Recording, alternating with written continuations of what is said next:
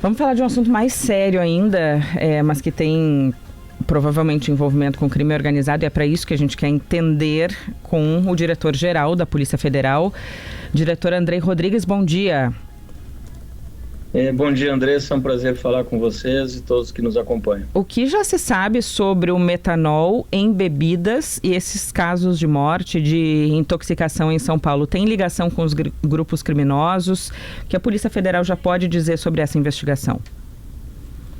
Andressa, acho prematuro a gente antecipar ou tentar tirar alguma conclusão já nesse momento, considerando que é um episódio ocorrido semana passada. Instauramos um inquérito policial na nossa unidade de São Paulo para exatamente oferecer essas respostas, né? Qual é essa cadeia toda do crime, para que a gente então consiga identificar responsáveis e apontá-los ao sistema de justiça criminal. Então, o que nós estamos fazendo agora é exatamente essa etapa, cumprindo rigorosamente aquilo que entendemos a melhor técnica para a investigação, para que a gente de fato consiga, ao final desse processo, responder todas essas questões. É prematuro vincular isso agora à organização criminosa ou não, dizer que é proveniente de um lugar X ou Y, enfim. Vamos com calma e a investigação é que responderá. O senhor já tem, delegado, algum indício de que esse produto contaminado possa ter se espalhado por outros estados, ou por enquanto o problema está restrito a São Paulo? O que nós temos primeiro, bom dia, Rosane. Em primeiro lugar, eu diria em relação à mudança do perfil, né, da ocorrência, né? Porque até então o que se tinha eram muitos grupos de pessoas vulneráveis e que muitas vezes bebiam álcool adquirido em postos de gasolina, etanol. E aí esse elemento contaminado e levava, enfim, às complicações. Agora, o que foi identificado, pelo menos à primeira vista, é o consumo de bebidas em estabelecimentos regulares e que continham metanol. Então, essa é uma mudança que houve em relação a eventos anteriores e que nos traz essa preocupação, de fato, de entender a extensão dessas circunstâncias, né? O dano já é conhecido, mas de como que se dá isso, né? Tivemos esses episódios em São Paulo, né? Tivemos notícia agora, essa noite, enfim, eu estou em viagem ao exterior, mas tive notícia essa manhã aqui, de que também o estado de Pernambuco teve algumas ocorrências, e nós vamos unificar esses trabalhos, e essa é eu diria uma vantagem, né, da nossa atuação, a interestadualidade e a conexão internacional, para que a gente consiga juntar e conectar todas essas eventuais investigações e oferecer uma resposta mais ampla. Diretor, sei que está no início ainda, mas até para as pessoas que ficam com receio disso que está acontecendo, qual é a orientação que o senhor dá para o consumidor e para os estabelecimentos que vendem? Jane, acho que essa é uma questão importante. Bom dia para você também. É uma questão importante, e o próprio ministro Alexandre Padilha ontem foi muito enfático ao mencionar esta preocupação também, e que é a preocupação primária e central desse processo, que é com a saúde das pessoas. Então, as orientações são aquelas, eu diria, muito simples, né, de não consumir bebidas sempre que possível de origem desconhecida, ir a estabelecimentos que tenham credibilidade, certificar da origem desses produtos, enfim, e sempre desconfiar, né, quando se compra alguma coisa muito barata, muito fora do contexto de origem, né, ou a importação às vezes duvidosa, né, a gente sempre colocar o pé atrás. Então, não se quer criar aqui nenhum pânico, nenhum alarme desnecessário, mas apenas reiterar, né, algumas práticas que já deveriam e devem ser sempre seguidas e que agora se acentuam com esse episódio. Dá para descartar alguma coisa nesse momento, por exemplo, que algum lote de bebida tenha sido contaminado sem querer em alguma indústria, ou que um grupo criminoso tenha feito deliberadamente. Tem alguma linha que o senhor já descarte imediatamente, ou tudo está sendo investigado mesmo? Não, para a Polícia Federal nada está descartado. Nós vamos, como eu disse, tentar identificar toda essa cadeia. Fazemos a nossa investigação também, e não de maneira concorrente, mas de maneira complementar com a Polícia Civil de São Paulo. As nossas equipes já estão dialogando para que a gente consiga o melhor resultado possível.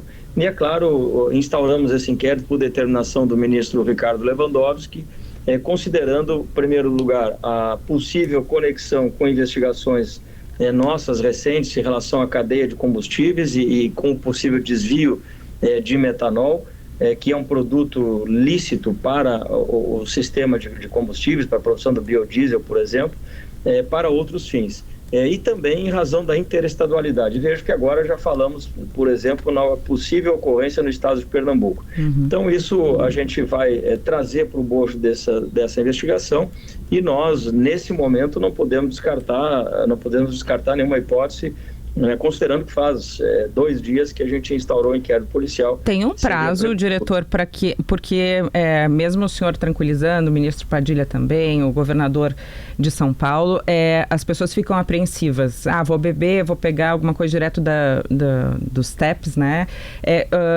Qual é o prazo para uma investigação apontar o que houve? É muito difícil, né, a gente cravar um prazo de uma investigação. Eu sempre digo, e às vezes tem a cobrança, né, dos jornalistas, às vezes do mundo político, né, e eu sempre digo que o tempo da investigação é muito próprio, né, e não se confunde, né, com o tempo da política, do jornalismo. É claro que, num caso que envolve saúde pública, nós temos que dar a celeridade possível para essa investigação. E também é importante lembrar que não só a investigação vai procurar desvendar o que aconteceu e responsabilizar ou apontar ao sistema de justiça criminal os responsáveis por esse crime. E, em paralelo a isso, é importante salientar que a atuação dos órgãos de saúde, dos órgãos reguladores, dos órgãos de controle, a Senacom do Ministério da Justiça tem feito um trabalho importante, as agências de saúde e vigilância sanitária do Estado de São Paulo também, da União também, ou seja, há um complexo de atitudes do poder estatal para que as pessoas tenham mais tranquilidade. Inclusive, um dos estabelecimentos, salvo algum equívoco, foi interditado ontem pela vigilância sanitária em São Paulo. Então, eu repito, né, não há motivo para alarde, as pessoas sigam as suas rotinas, e nós vamos, tanto na área administrativa, os órgãos de competência, quanto nós, na área de polícia judiciária, cumprirmos o nosso papel. Como o senhor fez a conexão, né? A gente está aqui, todo mundo ficou muito alarmado quando houve aquela descoberta de que um dos maiores grupos criminosos do país, o PCC, estava envolvido nesse desvio de metanol, esse uso do metanol nos postos de gasolina. E agora, como tem a contaminação por bebida, é natural que se faça essa associação. Mas ontem o governador de São Paulo descartou, de certa forma, como se tivesse certeza de que não há o envolvimento dessa facção criminosa. O senhor já disse que não dá para descartar nenhuma hipótese, mas algum indício tem de que possam ter conexões esses 2 crimes? Rosane, primeiro você me permite um esclarecimento importante. A Polícia Federal, em nenhum momento, nas investigações que você menciona em relação à cadeia de combustível e aos fundos de investimento, que fizemos operação agora há 2, 3 semanas contra o crime organizado, em nenhum momento nós vinculamos essas investigações. Nós fizemos 2 operações, o Ministério Público do Estado de São Paulo fez uma terceira, e nós juntamos essas 3 operações no mesmo momento de deflagração.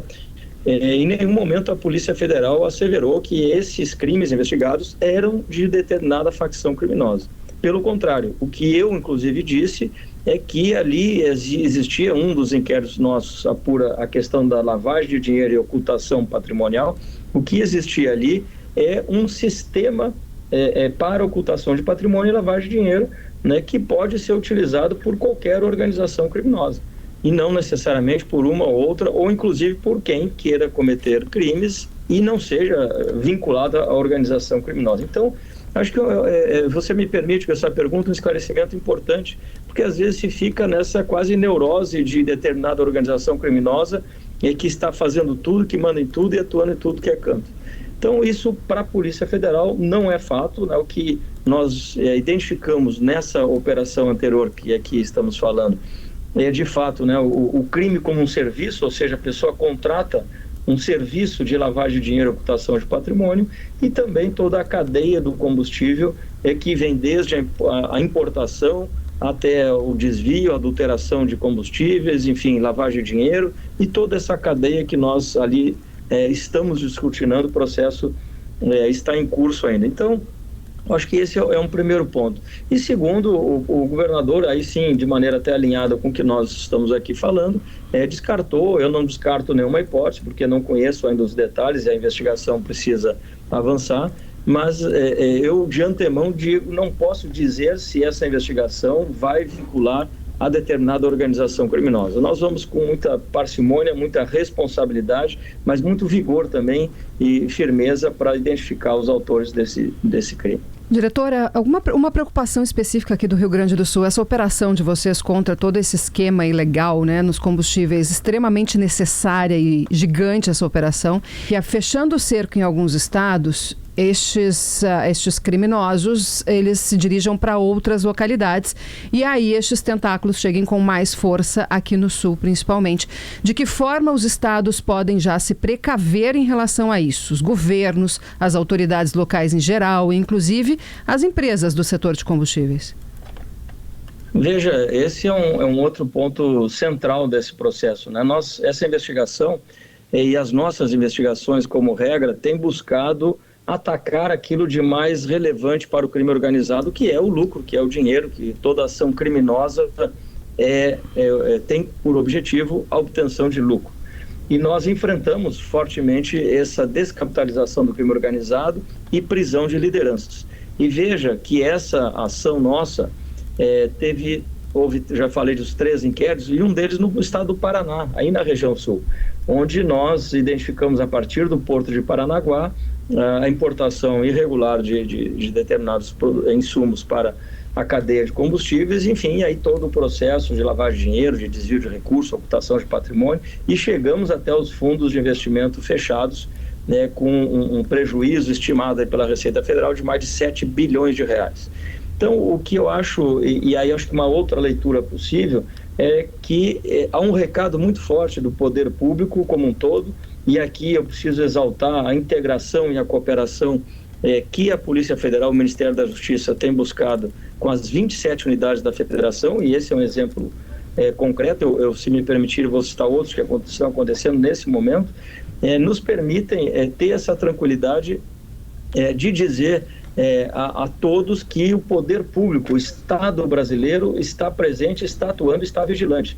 E aqui eu falo, por exemplo, da Receita Federal, que é a atuação fiscalizatória, falo da Polícia Civil, da Polícia Militar, da Polícia Federal, do Ministério Público Estadual e Federal, cada um cumprindo o seu papel e dando esse retorno à sociedade. E assim como os empresários corretos, os empresários sérios, todos eles, muitas entidades de classe inclusive, emitiram notas elogiando essa atuação desse conjunto de instituições e mostrando que é possível, né, também com essa união poder público e iniciativa privada, nós alcançarmos melhores resultados. Então, aqueles que trabalham com correção não tem nada que se preocupar, e aqueles que tentarem ir para um lugar ou outro também serão buscados e alcançados por esse trabalho de integração e cooperação que fazemos.